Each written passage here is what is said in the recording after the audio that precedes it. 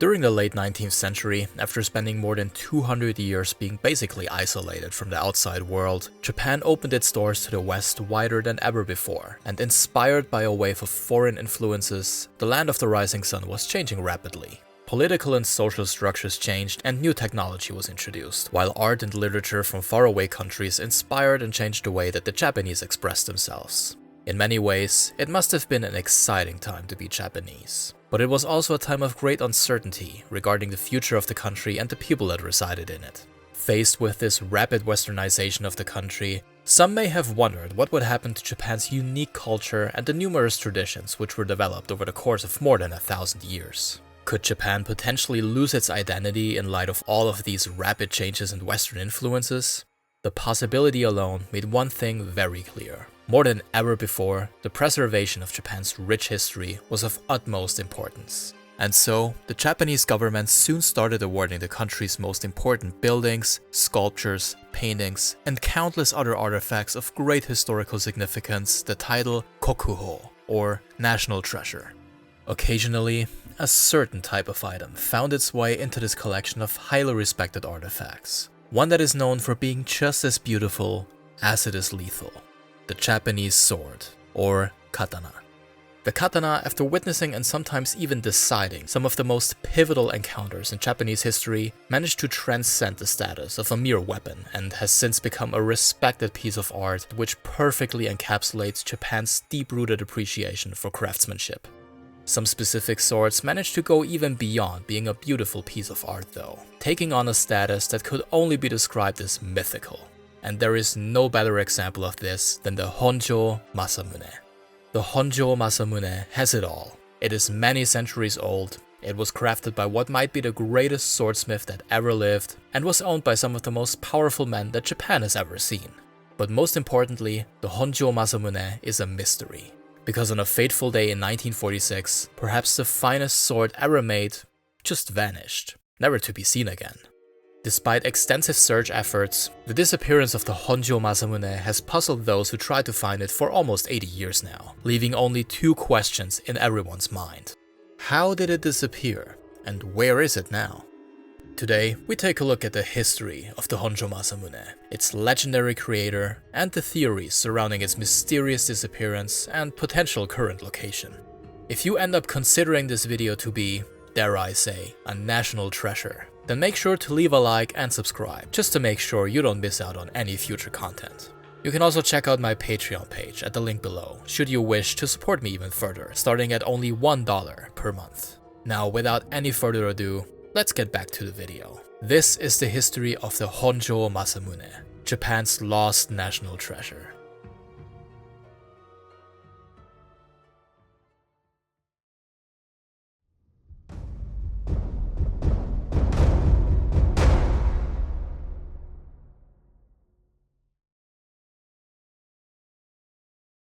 So, in order to understand the significance of the sword's disappearance, we must first understand what it is that makes it so special in the first place. And there is no better place to start than by learning more about the man who created it. Honjō Masamune, or simply Masamune, is widely considered to be one of, if not the finest swordsmith in Japanese history. Despite that, many aspects of his personal life and even his career are either uncertain or completely unknown, with some even going as far as claiming that the man that we call Masamune might not have existed at all. But being the legendary figure that he is, a great amount of research about his life has been done by historians over the years, and there's a lot of information that most of them decided to agree upon. Masamune was born sometime around the year 1264 in what is now Kanagawa Prefecture, which also contains the city of Kamakura. This city and its surrounding areas were the home of numerous great swordsmiths at the time, and for good reason. From 1185 until 1333, the shogunate, or military government, the first of its kind by the way, was located right here in Kamakura. And when Masamune was born, the Kamakura shogunate was pretty much at the peak of its powers. War and other violent conflicts were always either actively taking place or expected to happen at any time. So it only made sense that the shogunate wanted to keep some of the country's best swordsmiths close to the seat of power in order to create high-quality weapons for them. While we do not know when exactly Masamune started working as a swordsmith, we most likely do know who taught him to do so. Shintogo Kunimitsu was the founder of the so-called Soshuden tradition of Japanese swordmaking, one of 5 swordmaking styles developed during the Kamakura period. Not only was Kunimitsu active in the same area and time frame as Masamune, but their swordmaking styles are also said to share many similarities, leading many to believe that Kunimitsu was indeed the master of Masamune. Masamune took what he learned from his master, developed it even further, and was later credited with pioneering some techniques which were way ahead of their time. For example, by using a mix of both soft and hard steel when making his swords, while also perfecting the process of heating and cooling the materials used, he managed to create swords that were much more resilient than other swords at the time.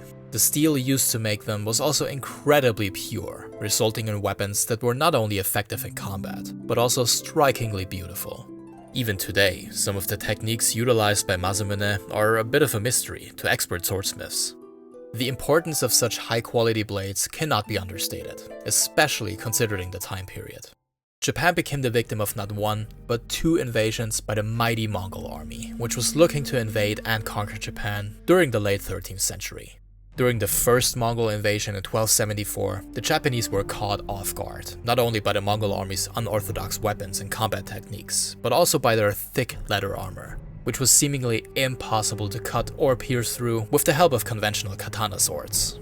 But by 1281, when the Mongols attempted to invade Japan for the second time, the Japanese sword had been greatly improved and was now able to penetrate even the tough armor of the Mongols. Famously, the Japanese got pretty damn lucky in terms of weather conditions during both invasions, but the bravery of their soldiers as well as the hard work of the swordsmiths, including Masamune, should not be overlooked. Given his revolutionary techniques and huge amounts of talent, it shouldn't be all that surprising that Masamune produced a vast amount of incredible and in some cases even legendary swords. But what most people consider to be the crowning achievement of his career, and quite possibly the finest sword that ever left his forge is, you guessed it, the Honjō Masamune. The exact creation date of the Honjō is unknown, but since Masamune himself is rumored to have passed away in 1343, it was obviously created before that date, making it around 700 years old. But actually, the Honjō Masamune didn't gain nationwide fame and recognition until much later. More than 200 years later, to be precise. The battles of Kawanakajima were a series of conflicts which took place between 1553 and 1564. In one of the final battles, a samurai by the name of Honjō Shigenaga found himself engaged in a duel with a rival soldier who was wielding a very special sword. When the rival soldier eventually managed to land a hit, something unusual happened. The sword split Shigenaga's helmet in half, but did not kill him. Honjō Shigenaga ultimately managed to defeat his adversary, winning the duel and becoming the new owner of the sword that had spared his life just a few moments earlier. From that moment on, the sword became known under a name that referenced both its new owner as well as its creator. This moment marked the beginning of the legend of the Honjō Masamune. Honjō Shigenaga held onto his Masamune sword for more than 30 years. Then, in 1592, facing financial problems, he sold it to the nephew of Toyotomi Hideyoshi, who would eventually become the sword's owner, for a measly 13 large gold coins. It was later estimated to be worth 1,000 large gold coins. After switching hands a few times, the sword finally found a permanent home when it reached none other than the shogun himself, Tokugawa Ieyasu. Ieyasu and his Tokugawa clan successors went on to rule Japan for the following 250 plus years, a time period which is commonly known as the Edo period. During this time, the Honjō Masamune became a big part of the Tokugawa clan's identity, symbolically handed down from one leader to the next. The Edo period turned out to be a strict, but particularly peaceful period in Japanese history, where art and culture were allowed to flourish. But it was also a time when legends and tales became more popular than ever before, and surely that helped in creating the myth and mystique surrounding the Honjō Masamune, which still persists to this day. It was during this time period in particular that the Honjō Masamune became more than a sword. It became a symbol of the power of the clan that finally brought unity and peace to Japan and its people. But in 1867, the Tokugawa shogunate's reign, and with it the Edo period, came to an end. The Meiji Restoration, spearheaded by Emperor Meiji, transformed Japan in many ways, culturally and politically. The Tokugawa clan didn't disappear completely though, retaining a somewhat important role in Japanese politics well into the 20th century. But through all of these rapid changes to both the Tokugawa clan and the country that they once ruled, one thing always remained the same. The Honjō Masamune was always there to accompany the Tokugawa leaders even through the most difficult of times, while serving as a reminder of the former power and glory of the clan. The sword's historical and cultural significance was officially recognized by the Japanese government in 1939, when the Honjō Masamune was designated as a kokuho, or national treasure, of Japan. The once powerful Tokugawa clan and the mythical Honjō Masamune seemed like a match made in heaven. But soon, the centuries-old bond between the two would be broken by one of the most pivotal moments in world history: World War II. Or rather, it was the aftermath of World War II that would break that bond, as the sword did make it through the war while remaining in the possession of the Tokugawa clan. But following Japan's surrender and the subsequent occupation by the Americans starting in 1945, a ban on both the possession and production of swords was issued. Countless swords were confiscated between 1945 and 1953, many of them of great historic value. After word about what often happened to confiscated swords spread among the Japanese, many of them decided to hide their heirlooms in an attempt to save them from being taken away, or even worse, destroyed. Confiscated swords were often melted down, some of them were tossed into the sea, and some of them were even brought to the US by occupation soldiers. One man who chose to not hide his sword collection was Tokugawa Ieyasu, then head of the Tokugawa clan and owner of a sizable collection of swords. Considering the historical significance, as well as the emotional value connected with his collection, Ieyasu would have had a pretty damn good excuse to just ignore the orders of the occupation forces, if you ask me. But instead, maybe as a symbolic gesture of peace, maybe to set a good example, he complied with the Americans' orders, and in December of 1945, Tokugawa Ieyasu entered Meichiro police station in Tokyo. With him, he brought a total of 15 valuable swords to be handed over to the police, and included in this collection was his most prized possession, the Honjō Masamune. And as far as we know, that was the last time that the public laid eyes on what may be the greatest sword ever created. To this day, no one knows exactly what happened to the Honjō after it was given to the authorities at Meichiro police station. However, we do have one little hint that might tell us more about where to find the Honjō Masamune. According to the August 1966 edition of the American Saga magazine, as well as records from the Japanese Department of Education, a sergeant by the name of Coldy Bymore collected the swords kept inside Meichiro police station on January 18, 1946. But what happened to the swords after Sergeant Bymore picked them up? Theoretically, they should have ended up in a depot located in Akabane, a neighborhood in Tokyo's Kita ward. But this is where the story gets even more complicated. At the Akabane depot, every single sword that was brought in was reportedly inspected in great detail by a team of experts who made sure that no sword of historical significance would be destroyed, and apparently almost 5,000 swords were saved that way. Problem is, the Honjō Masamune was not listed among these 5,000 swords, which means that either A, the sword was inspected, but somehow not identified as the Honjō Masamune, meaning that it was most likely destroyed. Or B, the Honjō never made it to the Akabane depot in the first place because Sergeant Bymore took it with him, or maybe it was stolen by someone who worked at the depot. In that case, the sword probably survived, but it could be God knows where. Still, if I had to choose, I'd certainly hope for option B. There is actually a good chance that the Honjō is currently located overseas. American soldiers taking home Japanese swords as war trophies was not a rare occurrence, but in most cases they were taken from Japanese World War II soldiers who mostly carried insignificant, mass-produced swords given to them by the military. But what if the Honjō Masamune was among the more valuable swords taken to the US, collecting dust in some basement in Kentucky as we speak? It's kind of crazy when you think about it.